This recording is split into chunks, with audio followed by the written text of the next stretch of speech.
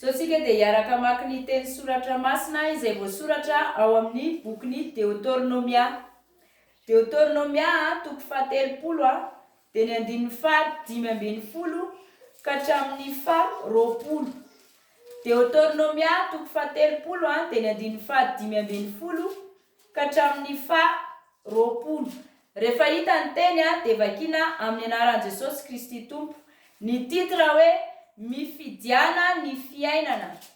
Indro efa nataoko teo anoloanao androany ny fiainana sy ny soa ary ny fahafatesana sy ny loza.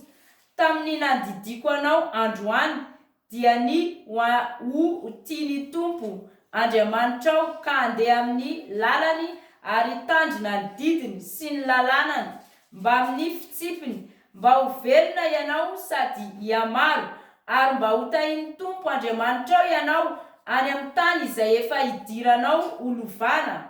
Fa raha mivily kosa ny fonao ka tsy miaino ianao fa voataona hiankoka eo anatrehan'izay Andriamanitra hafa sy hanompo azy, dia lazaiko aminareo anio fa ho ringana tokoa ianareo ary tsy ho maro andro eo amin'ny tany izay efa hidiranao ho lovana.